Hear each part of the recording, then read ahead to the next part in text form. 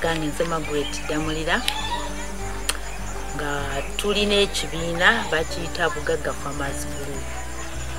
Kati gwe twatuula ne tulaba nti abakyala tubeera n'ebintu bye twetaaga nate ng'obusubuzi. Kakati abakyala ne tusalawo ne tugamba nti katukole ekibiina tubeere nga tusobola okubeerako ebintu ebitonotono naffe abakyala bye tuba mu maka nti tusobola okubikola ki okubyeyimirizaawo ng'omwabamu nga omwami oba abadde tasobodde kuwa abalala bannamwandu.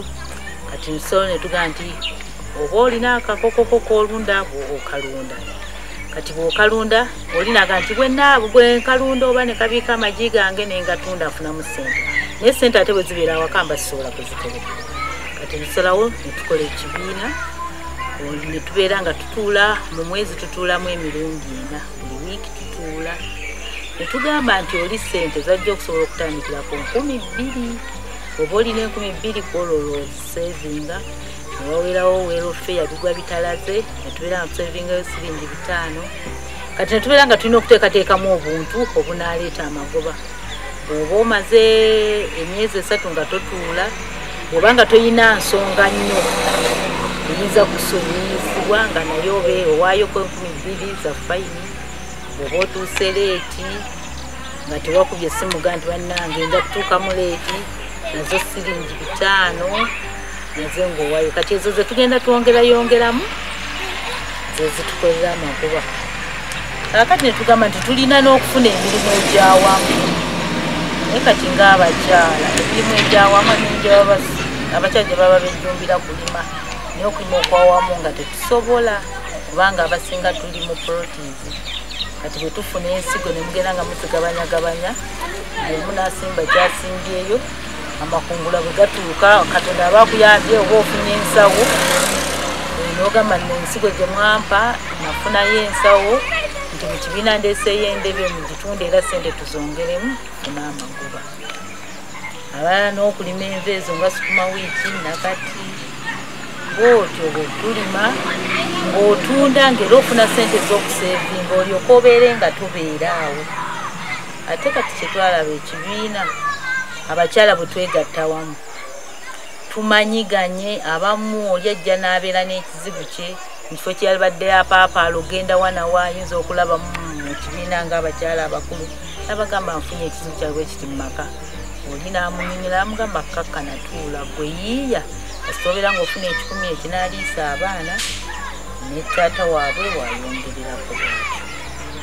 Kati tutuula ne tuseevinga twasalawo ne tugamba nti tugabana buli mwaka ne tugabana ssente z'oseevinga ne tuzikuwa n'amagoba ge tuba tukoze ne tubala mu migabo omuntu gy'azze nga atereka ne tukubisaamu amagoba ge tuba tufunye. Twakiteekawo nga tugamba buli omu abeere n'ekigendererwa ekyokutereka.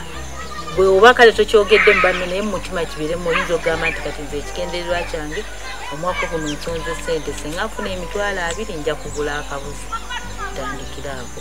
Omulala n'agamba nti nze munange mbadde sirina buliri naye nfunye ssente zino kangende nkole ki ngule obuzi. Kale kibeera nti kitugatta awamu twafunamu emikwano ebikuwa amagezi nembeera nga oli bwajja n'ebizibu byo ne mumukumaakuma ne mugamba omukyalo olina kweraga oti tuula okkakkane oseevinge ofune ekinaakuyamba. Kati bwekiti ekibiina bwe kiri kyakatambula guno omwaka gwa 3 nga tutambula naye kibadde babadde tetukoze bubi ba ssente ze beewola piriyodi gye tubawa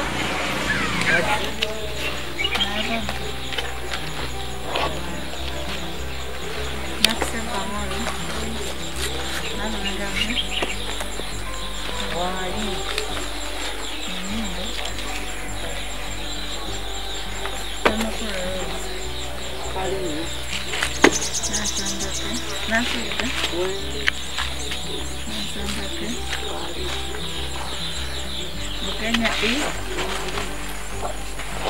Jemba Katumba je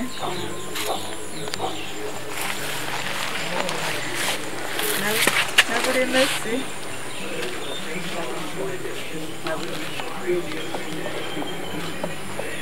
Nakanyiki olive.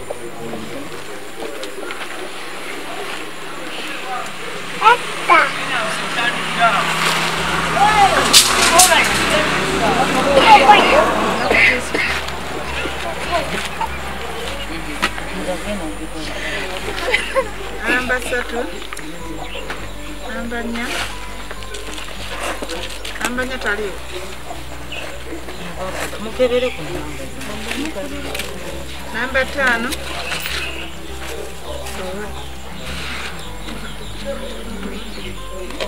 Ego namba 5. Namba 6. namba mukaaga yiino zizo bakwana Namba 7. Namba 8. Namba 9. namba mwenda uno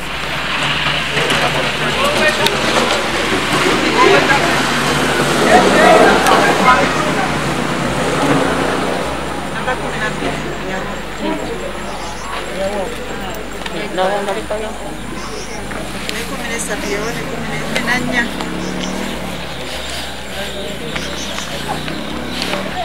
Namba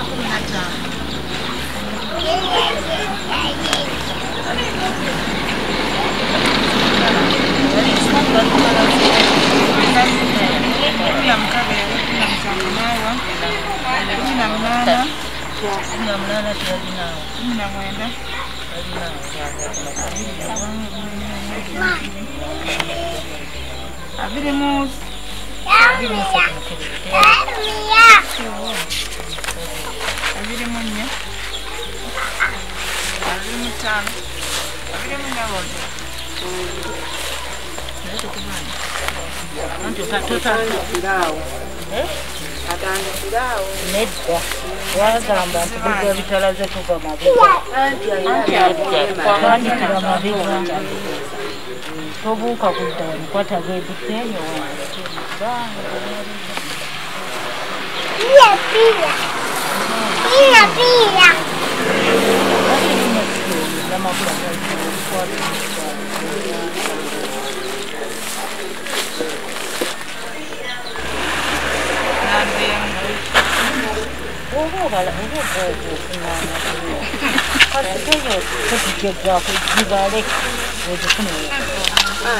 wansi era nazo kingi